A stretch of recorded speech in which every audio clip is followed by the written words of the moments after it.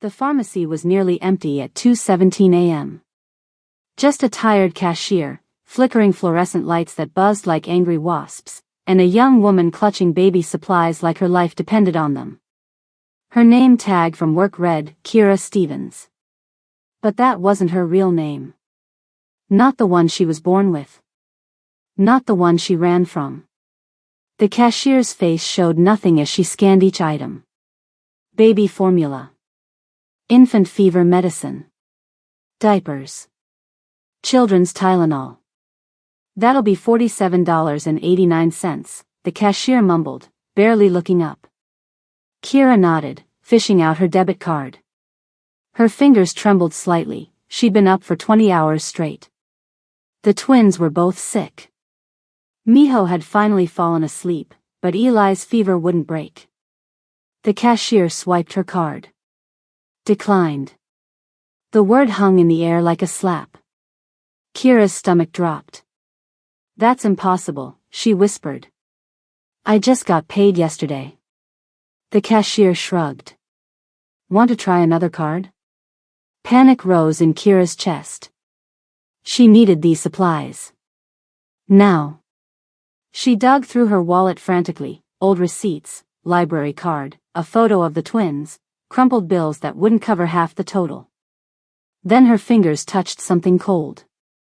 Another card, tucked into a hidden pocket she never used. She pulled it out without really looking at it. Just desperate to pay and get home. She handed it over. The cashier swiped. Approved. Relief flooded her body. But it lasted exactly 6 seconds, the time it took to finally notice what card she had just used. Black metal. Silver letters. A name embossed that wasn't hers. Park J1. Her ex-husband's joint account card. The one she was supposed to destroy 3 years ago when she fled in the middle of the night. Her phone rang. Unknown number. But deep in her bones, she knew exactly who it was. With trembling fingers, she answered. Silence stretched across the line.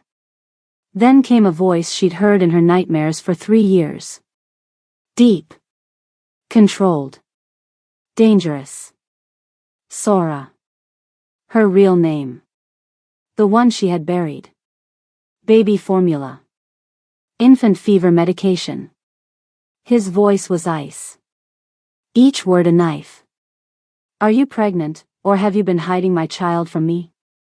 The phone nearly slipped from her hand. Park J1. The heir to Seoul's most powerful underground empire. The man she ran from in the middle of the night. He found her. Now, before we get into how she ended up in this moment, running from a man who loved her so obsessively it terrified her, I need you to do something real quick. If you're new here and you love stories that keep you on the edge of your seat, stories with secrets, betrayal, and love that refuses to die, this is exactly where you belong. So go ahead, smash that subscribe button and let me know in the comments where you're watching from.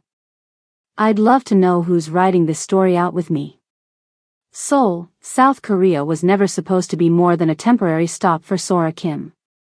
Just a 23-year-old Korean American visiting her ancestral homeland for the first time after her grandmother passed away, leaving her a small inheritance and an old family home in a quiet neighborhood.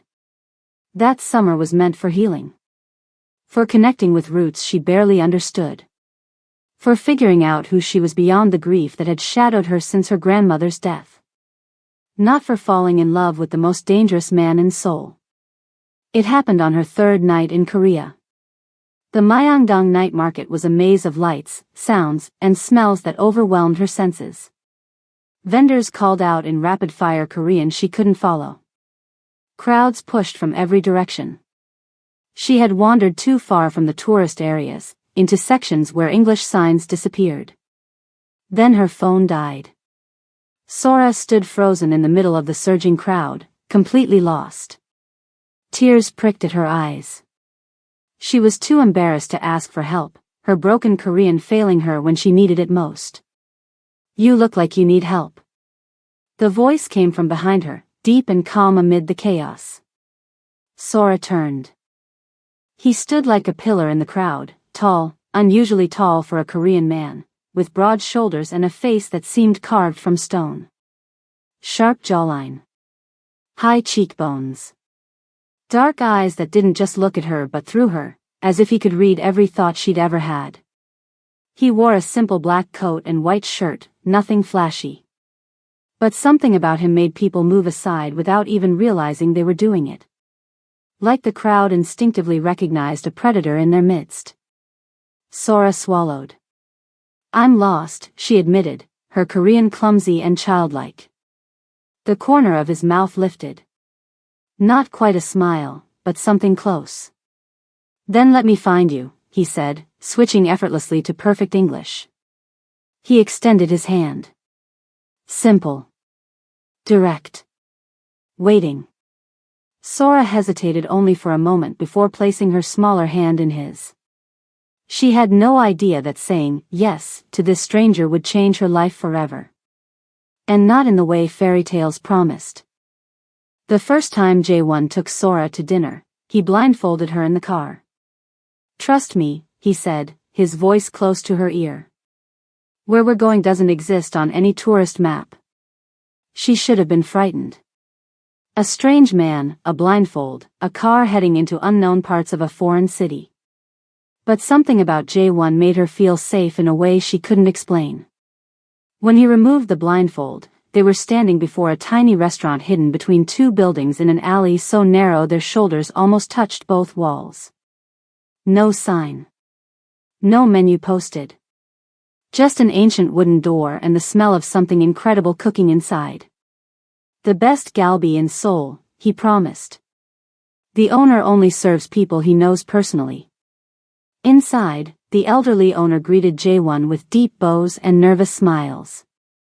When Jae-won introduced Sora, the man's eyebrows shot up, but he said nothing. Just ushered them to the best table. That was the first red flag she missed. Throughout dinner, Jae-won taught her proper Korean phrases, his laugh warm and rich when she butchered the pronunciation. "Your accent is terrible," he said, but his eyes were soft.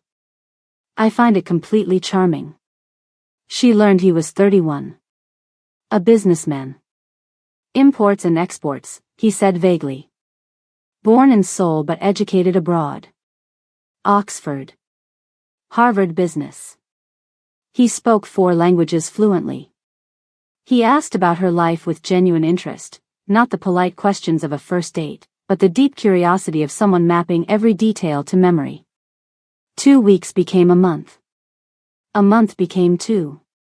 Every night, he walked her to her grandmother's old house and stopped at the gate. Never invited himself in.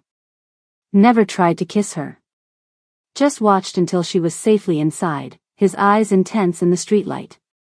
The third time they met, he brought her favorite flowers. Peonies. She'd mentioned them once, casually. He remembered.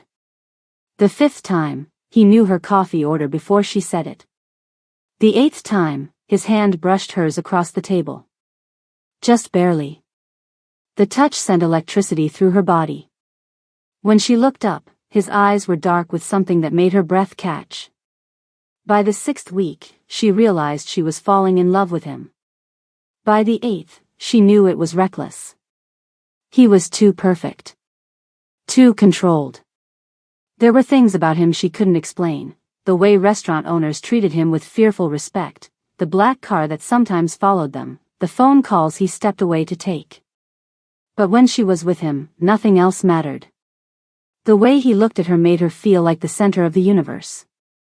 Like she'd been wandering lost her whole life, and he was the home she never knew she was searching for. "I can't stay in Korea forever," she told him one night, as summer was ending. Her visa would expire soon. Reality was catching up to their fantasy.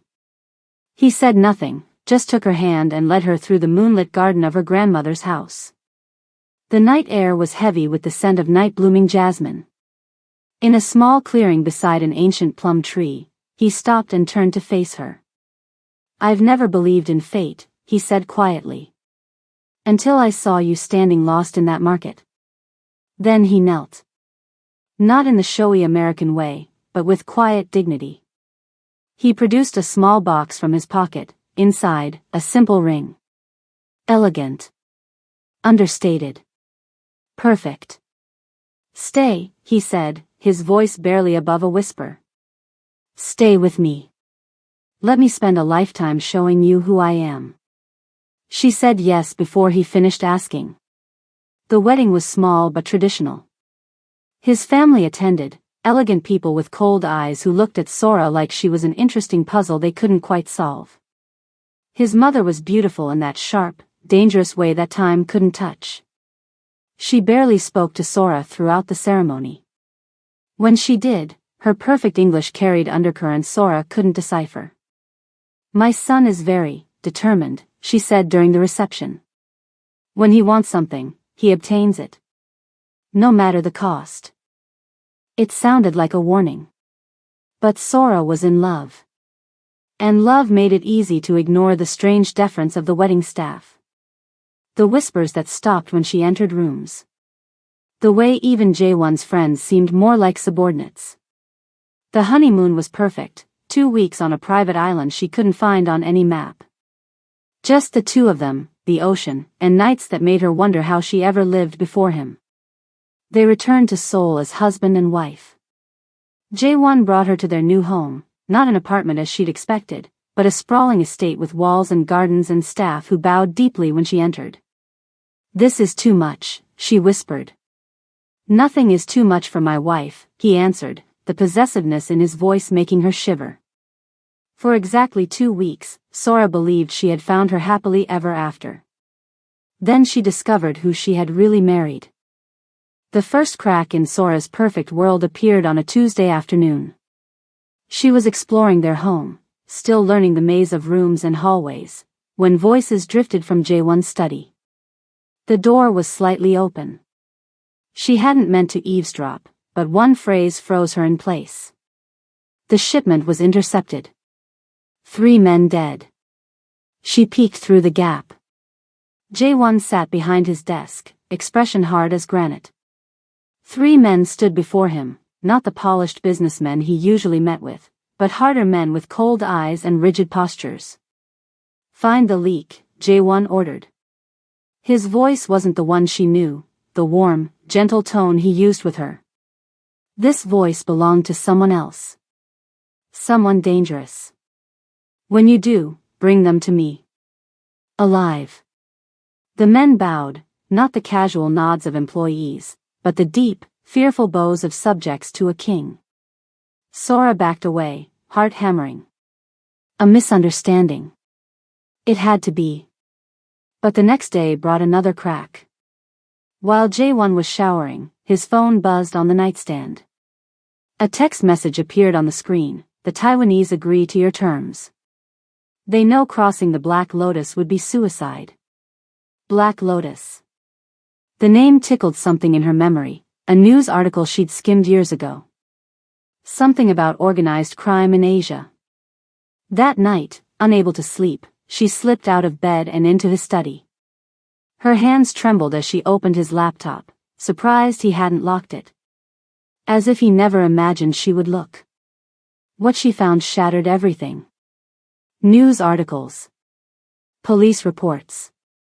Business filings with names she recognized from their wedding. The Black Lotus wasn't just any organization. It was one of the most powerful underground empires in South Korea, with tentacles reaching into legitimate businesses, politics, and beyond. And Park Jae-won wasn't just a businessman. He was its heir. Its future. Sora sat frozen, staring at the screen until the sun began to rise. She didn't cry. Didn't scream. Just felt ice spreading through her veins as every strange moment of their courtship suddenly made terrible sense. The restaurant owners who treated him with fearful respect. The deference of strangers. The vague answers about his business. She'd married a stranger. When Jae-won found her in the study at dawn, still staring at the computer, he didn't seem surprised. Just resigned. "You weren't supposed to find out this way," he said quietly. The calm in his voice ignited something in her. She stood, knocking the chair backward. Find out what way? Her voice shook with fury. That my husband is a criminal? That everything about you is a lie? When exactly was I supposed to find out, J1? After I was too trapped to leave? I never lied about who I am, he said, stepping closer. I just omitted certain details about what I do. Certain details? She laughed, the sound brittle.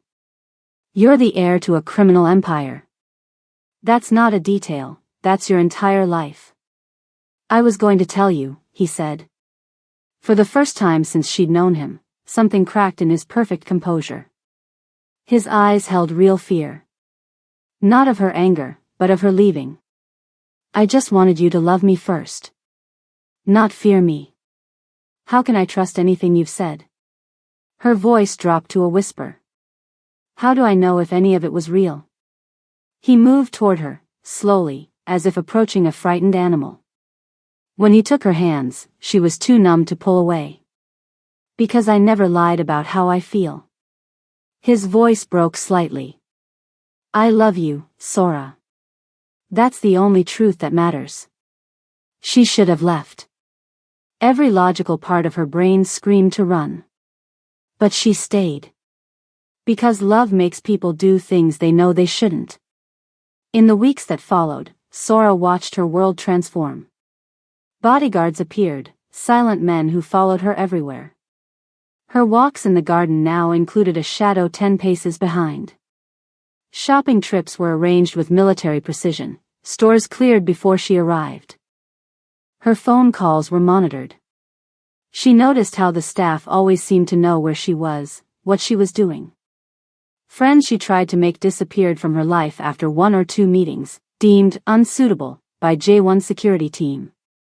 It's for your protection, he always said when she protested. His voice gentle but immovable. My enemies would use you to hurt me. At night, when he held her, she could almost believe the cage was built from love. Almost. On their 1-year anniversary, he gave her a diamond bracelet that couldn't be removed without a special key. So I'm always with you, he said, kissing her wrist where it locked in place. She smiled and thanked him, ignoring the weight of it on her arm. By the time their 2nd anniversary approached, Sora had learned to live within her boundaries. She had everything money could buy. Beautiful clothes. Exotic trips, always with security, always to safe locations. Respect from everyone who saw her on J1's arm. And at the center of it all, a husband who still looked at her like she hung the moon and stars. Who still made her body come alive with a single touch. Who still whispered, "You're everything," when he thought she was asleep. For 2 years, Sora convinced herself the cage was made of love, not control. Then she got pregnant. And everything shattered. The pregnancy test showed 2 pink lines. Sora stared at it in the bathroom, hands trembling. 2 pink lines. Positive. A baby. Her baby. For the first time since discovering the truth about J1, she felt something that was purely hers. Something no one could control or monitor or arrange. A tiny flutter of life that belonged to her. She sat on the cool marble floor, pressing the test against her heart, and wept. Not from sadness. From something that felt dangerously like hope. When she finally showed J1 that night, his reaction shocked her. His careful mask, the one he wore even with her now, cracked completely. His eyes widened, filled with naked emotion. His hands actually trembled as he took the test from her. "A baby," he whispered. "Our baby?" Then he dropped to his knees before her. Not like when he proposed, this wasn't calculated or controlled. This was a man overwhelmed. He pressed his face against her still flat stomach, arms wrapped around her waist, and his shoulders shook. "Thank you," he murmured against her skin. "Thank you, thank you, thank you." That night, he held her like she might disappear. The hardness that had gradually taken over his features these past years melted away. He made phone calls, excited, rapid-fire Korean she couldn't fully follow, and suddenly their lives revolved around her health. The best doctors appeared. Her diet changed, special foods prepared by a new chef. Vitamins. Teas. Ancient Korean remedies his grandmother had sworn by. "Nothing will happen to you," he promised, kissing her forehead as they fell asleep. "Either of you."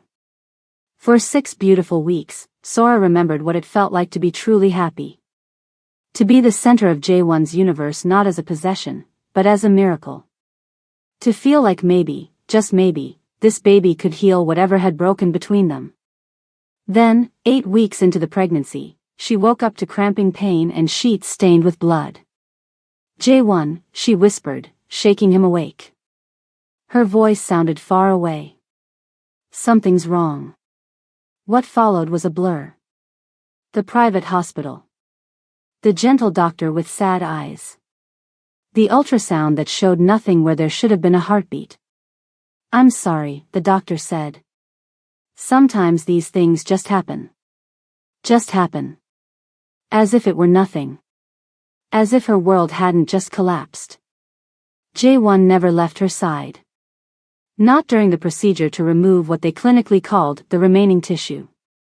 Not during the car ride home, when she stared silently out the window, unable to feel anything at all. Not during the endless night that followed, when she finally broke down in gut-wrenching sobs that seemed to tear her apart. He held her through all of it.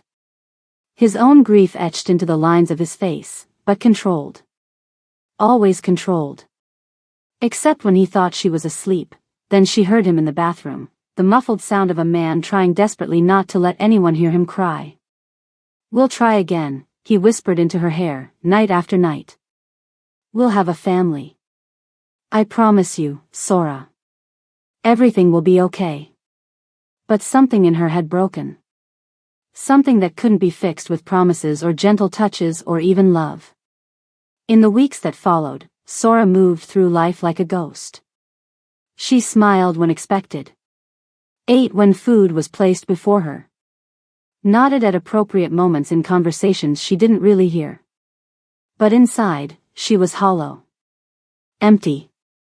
And in that emptiness, she finally saw things she had been blind to before. The way his mother looked at her during her weekly visits, not with sympathy, but with calculation. As if assessing damaged goods.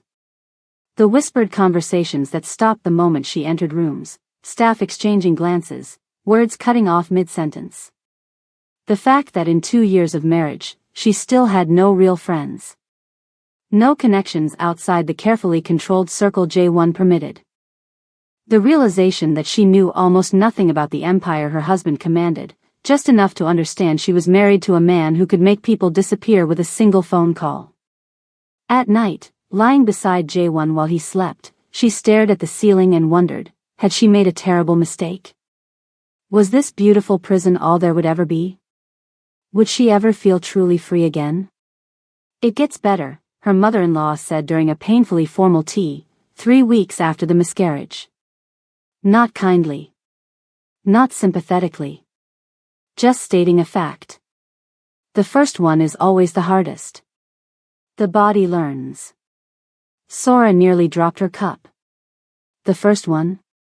"My first was also a failure," the older woman continued, sipping her tea calmly. "But then Jaewon came. Strong from the beginning. As your next one will be. First one. Failure." As if they were discussing a business transaction. Sora told herself she was healing. That the grief would pass.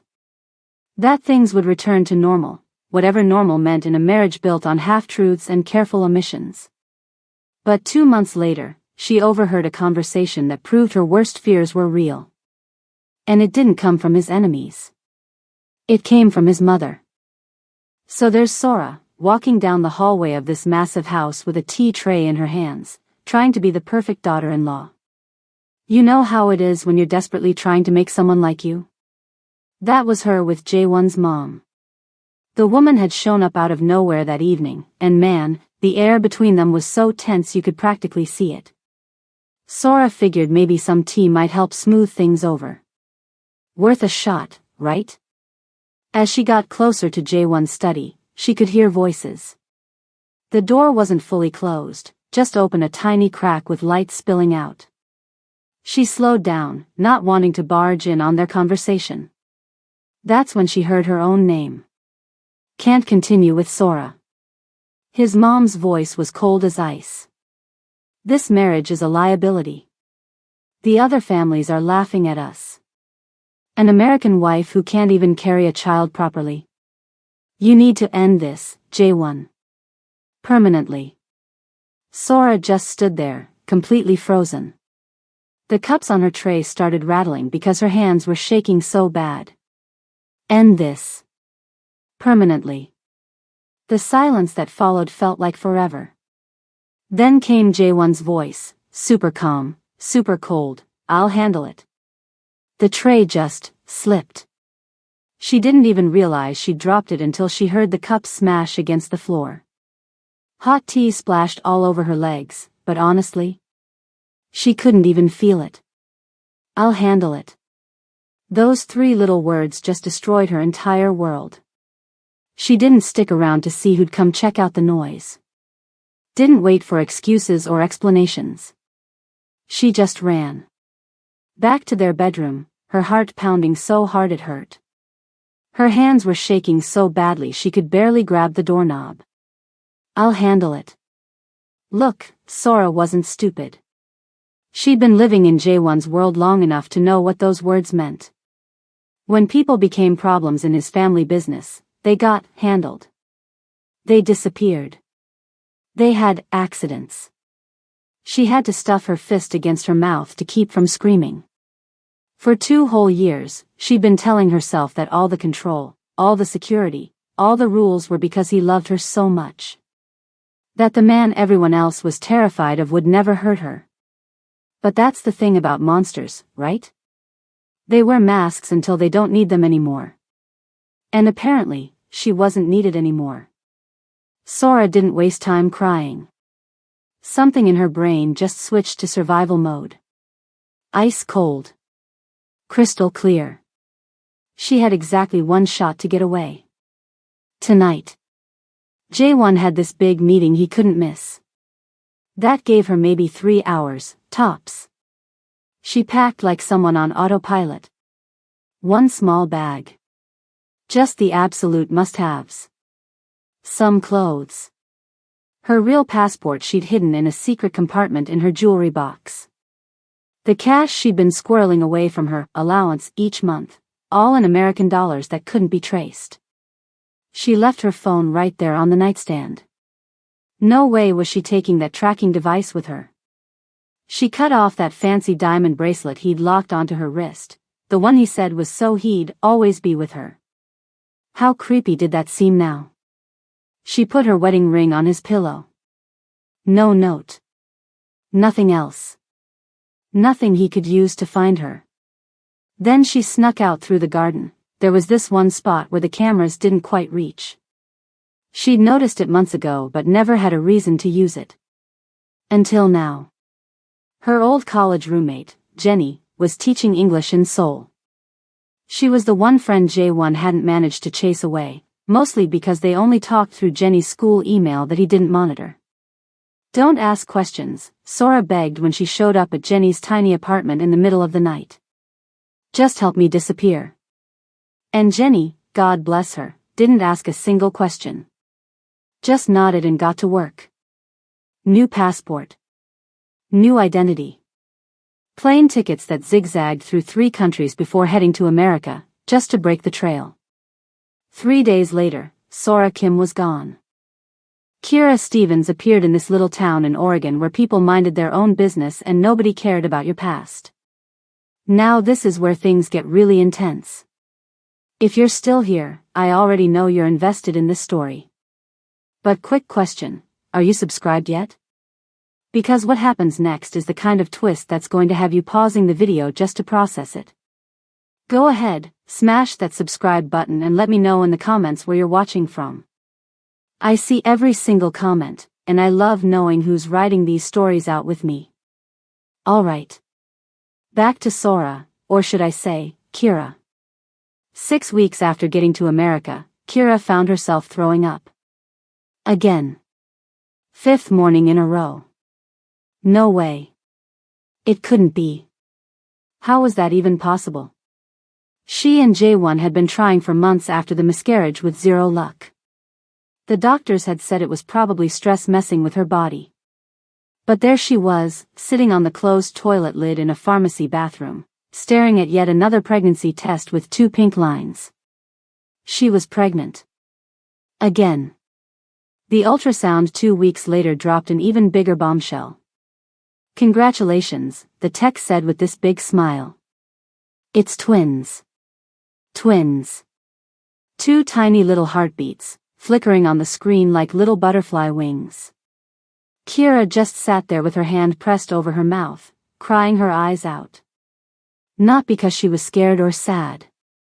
Because she suddenly felt this fierce, mama bear love that hit her like a truck.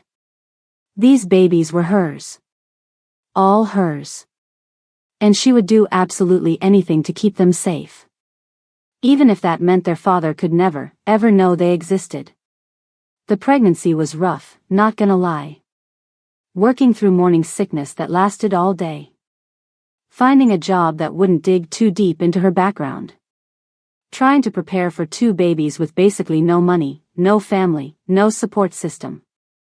She got lucky and found work as a vet assistant. The owner was this older guy who didn't care that her resume had suspicious gaps. Didn't ask why she had no references. Just needed someone who wasn't squeamish about cleaning kennels and holding scared animals. She rented this tiny apartment above somebody's garage. Saved every penny she could. Prepared as best she could for 2 babies on a shoestring budget. When the twins were born, 2 perfect little boys with these big dark eyes just like their dads, she named them Miho and Eli. One name from her Korean past, one from her American future. Both parts of who she was. For 3 years, Kira built this quiet little life. She worked. She raised her boys. She kept her head down. She made acquaintances but no real friends. Took 0 risks. Sometimes, in the middle of the night when the boys were finally asleep, she'd just lie there staring at the ceiling, wondering if J1 was still out there looking for her. If he'd figured out why she ran. If he even cared anymore. 3 years of jumping at shadows. 3 years of scanning every crowd for tall Korean men with broad shoulders. 3 years of nightmares where he found her, sometimes to hurt her, sometimes to take the boys, sometimes just standing there asking why she left. For 3 whole years, Kira told herself she was free. For 3 whole years, she convinced herself he had forgotten her. But that night at the pharmacy, when she accidentally swiped his card, she realized Park Jae-won had never stopped watching. And his patience had just run out. Kira stood frozen in the pharmacy, the phone pressed to her ear, her whole body just numb. Like she was watching herself from outside her own body. Jae-won, she finally managed to whisper. Please. 3 years, he cut her off. His voice was so controlled it was terrifying. Like ice about to crack. 3 years of searching. Of wondering if you were even alive. She could hear him breathing on the other end. Not heavy. Not angry. Just measured. Deliberate. Like he was fighting for control. And now I find you buying baby formula. The edge in his voice could have cut glass. How old are they, Sora? She closed her eyes. God, that name. Her real name. No one had called her that in so long. Please, she tried again. You don't understand. I'm already on a plane, he said simply. I'll be there in 11 hours. LAX to Portland. I have a car waiting. Her knees almost gave out. How do you even know where? The card, he said, like it was obvious. Did you think I wouldn't set alerts? That I wouldn't keep that account open, just in case? The cashier was staring at her now. Kira turned away, lowering her voice. Jae-won, listen to me. You can't just. I expect to meet my children, he said. Not a request. A statement. All of them. I'm assuming it's more than one, given the amount of formula. Kira's throat closed up. How could he know that from just the purchase? 11 hours, Sora. His voice softened, just barely. Don't run. Not again. I'll find you anyway, and next time, I won't be so gentle. The line went dead. Kira just stood there, receipt in one hand, phone in the other, the pharmacy's fluorescent lights suddenly too bright, too harsh. The floor seemed to tilt beneath her. He was coming. He knew. She drove home like a crazy person, ran 3 stop signs, and nearly hit a cat. Her hands wouldn't stop shaking on the steering wheel. What now? Run again? With what money? With 2 toddlers? In the middle of the night? The babysitter, sweet college kid from down the street, looked up from her textbook when Kira burst through the door. Everything okay, Miss Stevens? Fine. Yes. Just, emergency at the clinic. The lie came easily. How are the boys? Out like lights. Eli's fever broke around 9. Thank God for small mercies. Kira overpaid the sitter, locked every door, checked every window, then just paced. Back and forth. Back and forth. Her mind racing through impossible options. She could call the police. And say what? My ex-husband is coming to see his own kids. The kids he doesn't legally know exist because I used a fake identity. She could call Jenny. But what could Jenny even do from thousands of miles away? She had no money saved this time. No backup plan. No escape route. For 3 years, she'd been living paycheck to paycheck, all her extra cash going to the boys. She'd gotten careless. Comfortable. Stupid. The hours ticked by in a blur of panic and exhaustion. She packed a bag, then unpacked it. Considered calling neighbors, then remembered she barely knew any of them. Thought about hiding at the vet clinic, then realized that would be the first place he'd look. At 3:37 a.m., she finally collapsed on the couch next to the twins, watching their peaceful faces as they slept. Miho with his little arm thrown over his brother. Eli with his thumb half in his mouth. Jae-won's eyes. Jae-won's chin. Jae-won's everything. How had she ever thought she could hide them forever? She must have dozed off because the next thing she knew, sunlight was streaming through the blinds. The boys were still asleep, tangled together like puppies. Then came the knock. 3 soft, precise taps. She knew that knock. Her body remembered it before her brain did. For a long moment, she just sat there, unable to move. Then, like a sleepwalker, she rose and crossed to the door. No peephole. She didn't need one. She opened the door. And there he was. Park Jae-won filled the doorframe, taller, leaner than she remembered. Sharper edges. Dangerous in a way he hadn't been before. His hair was shorter. His suit impeccable despite the overnight flight. But his eyes, those eyes were exactly the same. Dark.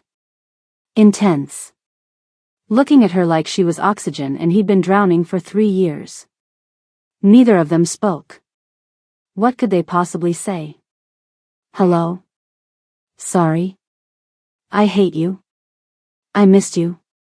Then his gaze shifted. Past her shoulder. Into the apartment. And he saw them. 2 little boys, barely 3 years old, sleep-rumpled on a worn couch. Dark hair. Small faces. Tiny hands. His eyes. Jae-won stared at the twins. His sons. The children he never knew existed. And this man, This powerful, untouchable, dangerous man did something Kira had never seen before. He broke. It happened so fast that Kira almost missed it, this complete transformation of the man standing in her doorway. 1 second, Jae-won was this perfect statue of control. The next, he just collapsed. Not dramatically. Not like in the movies. There was no wailing or beating his chest. It was somehow worse, this quiet, dignified crumbling of a man who had never shown weakness to anyone. He sank to his knees right there in her doorway, his eyes never leaving the twins. His hands, those hands that had commanded empires, that could sign death warrants without hesitation, were shaking. Actually shaking. Then came the tears. Silent. Just sliding down his face like he didn't even notice them. "They have my eyes," he whispered, so quiet she almost didn't hear him. Kira stood frozen, caught completely off guard. She'd prepared for his anger. His cold fury. His demands. His threats. She had absolutely no idea what to do with his grief. Part of her wanted to slam the door in his face, to protect her boys, to punish him for finding her. But another part, a part she thought she'd killed years ago, wanted to reach out. To touch his shoulder. To say something. Before she could decide, Miho stirred on the couch. Stretched his little arms above his head. Blinked sleepily. "Mama," he called, his voice thick with sleep. Jae-won's head snapped up at the sound. The look on his face, God, Kira would never forget it. Like someone dying of thirst seeing water for the first time. "How old?" His voice was wrecked, barely holding together. 3, she said. No point lying now. 3 years and 2 months. The math wasn't hard. His eyes closed briefly, like he'd been hit. "You were pregnant." Not a question. "When you left." "You were already pregnant." Kira nodded, her throat too tight to speak. "You let me believe I had nothing left of you." His voice cracked down the middle. "You let me mourn children I didn't even know were alive." Something snapped inside her, all the fear, all the pain, all the sleepless nights. "I thought you were going to kill me," she fired back, her voice rising before she remembered the boys. She lowered it to a fierce whisper. "What was I supposed to do?" Jae-won looked like she'd slapped him. Genuine shock spread across his face. Then confusion. Then something worse, horror. Pure, absolute horror. "Kill you?" He stood slowly, unsteadily. "Sora, what are you talking about?" "I heard you," she said, backing up a step. "That night. With your mother. She said you needed to end this permanently, and you said," her voice caught. "You said, I'll handle it." Understanding dawned in his eyes. Then his face went completely white. "Handle it?" He raked a hand through his hair, looking suddenly exhausted. "Sora, I told her I would handle her. I told my mother that if she ever spoke about you like that again, would cut her out of my life completely." The room seemed to tilt under Kira's feet. "I was protecting you. From her." "Not," his voice broke again. "You thought I would hurt you? After everything?" "After," he gestured helplessly toward the twins. "You never came after me," she said, clinging to the one fact that had confirmed her fears all these years. "If that's not what you meant, why didn't you come find me?" A bitter laugh escaped him. "I did. I spent millions. I had people searching in 28 countries." His eyes were haunted. "I thought you were dead, Sora. I thought someone had taken you. Hurt you. I tore apart every rival organization looking for answers. But your friend Jenny," he continued. "The one who helped you. Did you know she kept that secret for exactly 6 days before someone offered her enough money to talk?" Kira's blood went cold. "What did you do to her?" Nothing, he said simply. I paid her. Brought her to our house. Questioned her for 3 days straight. She told me everything she knew, which wasn't much. Said she'd gotten you false papers, but she didn't know your new name or where you'd gone. But the account, Kira said, struggling to make sense of it. The joint account. Why keep it open if you thought I was dead? Something vulnerable crossed his face. Hope, he said simply. Stupid, desperate hope. I kept everything. Your clothes. Your jewelry. Your side of the closet. Untouched. Waiting. He swallowed hard. I kept thinking, if she's alive, if she's out there, she might need money someday. In that moment, Kira realized something that made her knees go weak. She hadn't run from a monster.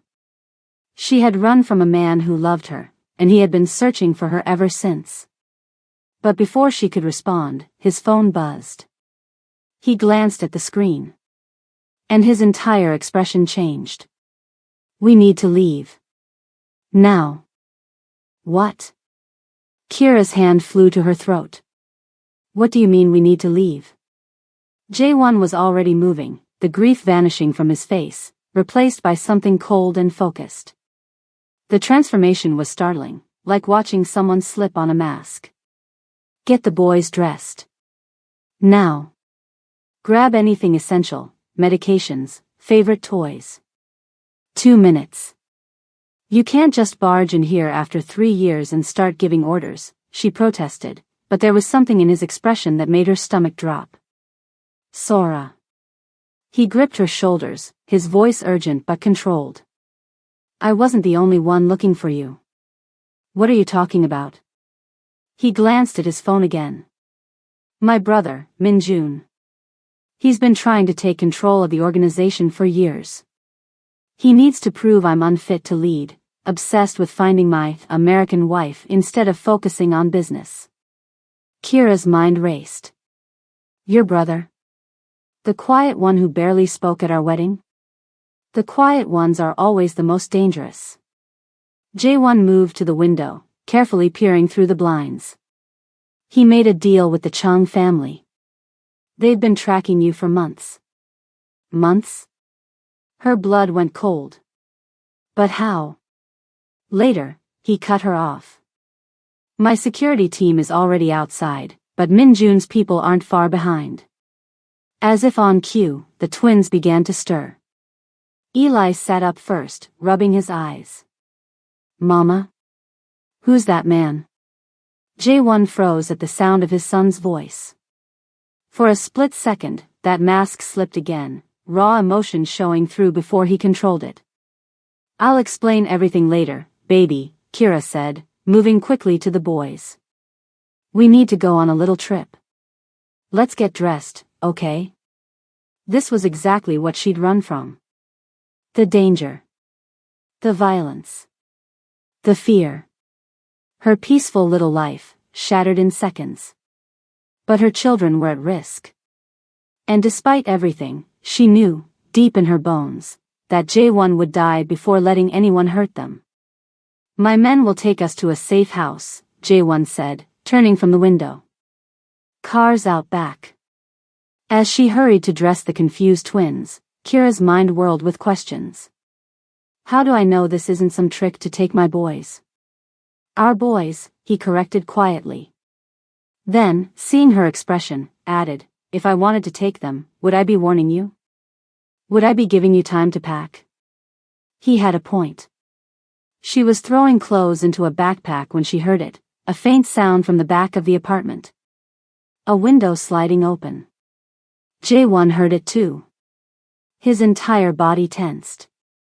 Get behind me, he ordered, voice barely above a whisper. But now. Everything happened so fast. The back door splintered open. 2 men in dark clothes rushed in. Jae-won moved like water, fluid, precise, lethal. The first man went down without even a scream. The second pulled a gun. Kira didn't think. She grabbed the heavy lamp from beside the couch and swung it with everything she had. It connected with the man's head with a sickening crack. He staggered, and Jae-won finished him with a single strike. He looked at her with something like surprise. You learned to fight. Single mom. Bad neighborhood. What did you expect? More sounds from outside. Shouting. A car engine revving. We need to go, Jae-won said, already moving toward the twins. Now. Kira scooped up Eli while Jae-won reached for Miho. For a heartbeat, she saw it, the awe on his face as he touched his son for the first time. The little boy blinked up at this stranger with familiar eyes. That's when the third man appeared in the doorway. None of them had heard him. He was smaller than the others. Younger. With a face that reminded Kira of someone. Min-jun. Jae-won's brother. His gun was already raised, pointed not at Jae-won, but at Miho. Hello, brother, he said softly. What happened next seemed to unfold in slow motion. Jae-won didn't hesitate. Didn't think. Just moved. He twisted, placing his body between the gun and his son. The shot was deafening in the small apartment. Jae-won staggered, one hand pressed to his side. But he didn't fall. Instead, he lunged forward, covering the distance to his brother in 2 strides. The gun clattered to the floor. The smaller man tried to run, but Jae-won caught him by the throat. Never, he growled, voice thick with pain, touch what's mine. 2 more men, Jae-won's security team, burst through the front door. They took Min-jun, securing him with practiced efficiency. Only then did Jae-won turn back to Kira. Blood was spreading across his white shirt, but he smiled. Actually smiled. You okay? He asked, swaying slightly. Me? Jae-won, you're shot. He looked down at the wound, then back at her. And for the first time since he arrived, his face relaxed into something real. I finally protected them, he whispered. Then he collapsed. The hospital waiting room was freezing. Kira sat with a twin on each side of her, both finally asleep after hours of questions she couldn't answer. Miho's head was heavy against her arm. Eli had curled into a tight ball, thumb in his mouth, something he only did when he was really scared. The clock on the wall read 4:17 a.m. They'd been here for almost 9 hours. 9 hours since Jae-won had collapsed in her apartment. 9 hours since he'd taken a bullet meant for their son. 9 hours of surgery, of waiting, of wondering if he would live. The doctor had come out twice. Still working. Stable but critical. Words that meant nothing and everything. Jae-won's security team was everywhere, men in dark suits stationed at every entrance, speaking in hushed Korean into their earpieces. One of them had told her that Min-jun was being handled. She didn't ask what that meant. Mrs. Park? She looked up. Another doctor stood there, looking tired but relieved. He's awake, the doctor said. Asking for you. My boys. My men will watch them, said a security guard she hadn't noticed approach. No one will get near them. Part of her wanted to refuse. To grab the twins and run while she had the chance. But that part was getting smaller by the minute. She followed the doctor down a long hallway. Outside a private room, 2 more security men stepped aside. The doctor opened the door, then left her alone. Jae-won lay against white sheets, making him look paler than he was. Various machines beeped steadily. His eyes were closed. Then, without opening them, he said, "Are you just going to stand there?" Despite everything, she smiled a little. "How did you know it was me?" "Your perfume," he said, opening his eyes. 3 years, and you still use the same one. Kira moved to the chair beside his bed, not sure what to say. What do you say to your ex-husband who just took a bullet for your child? The boys, he asked. Sleeping. In the waiting room. Your men are watching them. He nodded, then winced at the movement. Minjun? They said he's being handled. Something dark crossed Jae-won's face. He tried to hurt our son. To hurt you, she corrected softly. Same thing. He closed his eyes again, looking exhausted. Then, I need to tell you something. Something I should have told you years ago. Kira tensed. What? The first baby, he said quietly. The one we lost. It wasn't natural. She froze. What? One of my rivals, the Chang family. They. He struggled to find the words. They poisoned your tea. At that garden party. Remember? You felt sick afterward. The room seemed to tilt. The miscarriage was deliberate? He nodded, not looking at her. I found out the day it happened. Too late to stop it. I tracked down everyone involved. Made them pay. Why didn't you tell me? Her voice cracked. You were devastated, he said simply. You were already broken by the loss. I thought if you knew it was intentional, that someone had deliberately hurt our baby to get to me. He shook his head. I couldn't do that to you. Suddenly, so many things made terrible sense. The increased security after the miscarriage. The food tasters. The restricted movements. All those rules, she whispered. The bodyguards. Not letting me go anywhere alone. I thought you were controlling me. I was trying to protect you, he said, his voice tight with pain that had nothing to do with his wound. Badly.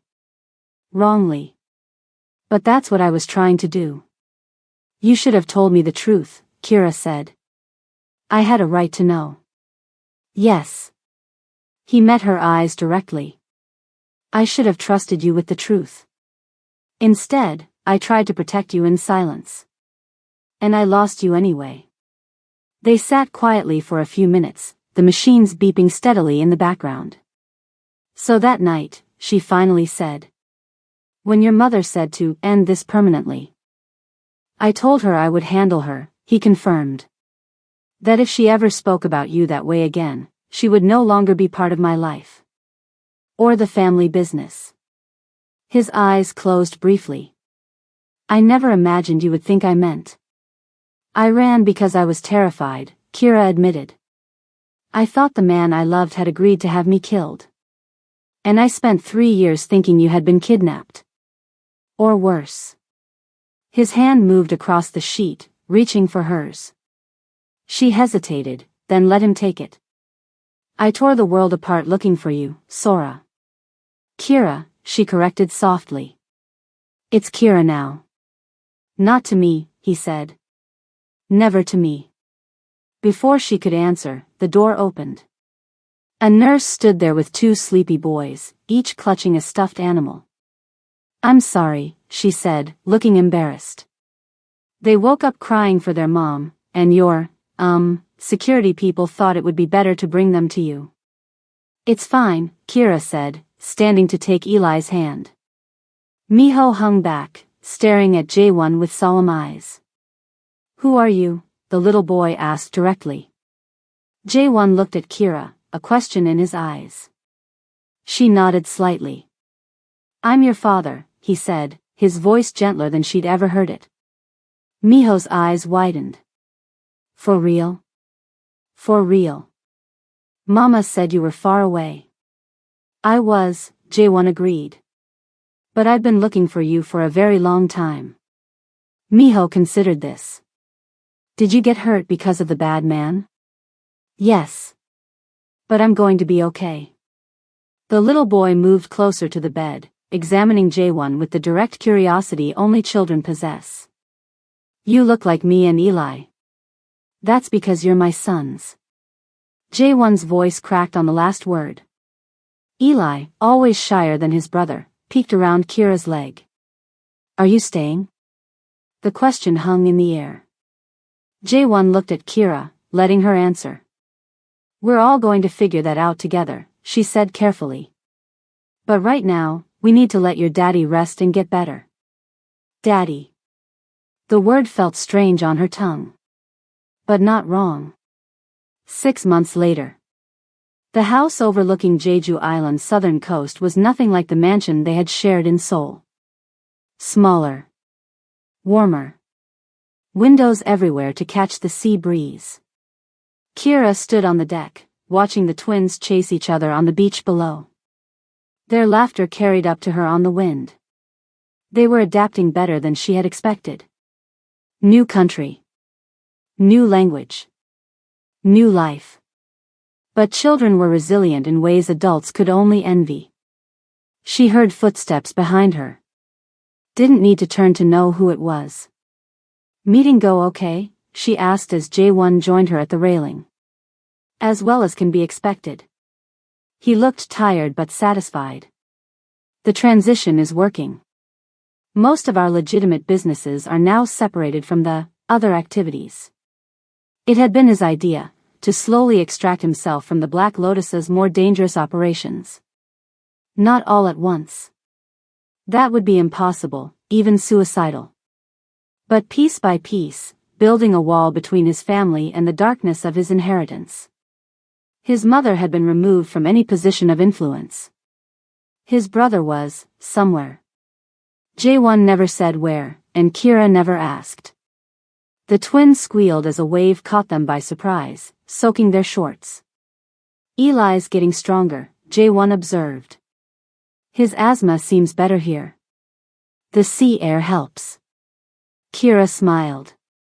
"Also, he has a dad who carries him on his shoulders when he gets tired, instead of a mom who had to make him push through." Jae-won's arm slipped around her waist. She let it stay. They weren't back to where they had been. Maybe they never would be. Too much had happened. Too many scars. But they were finding a new way forward. Slowly. Carefully. Kira wasn't naive.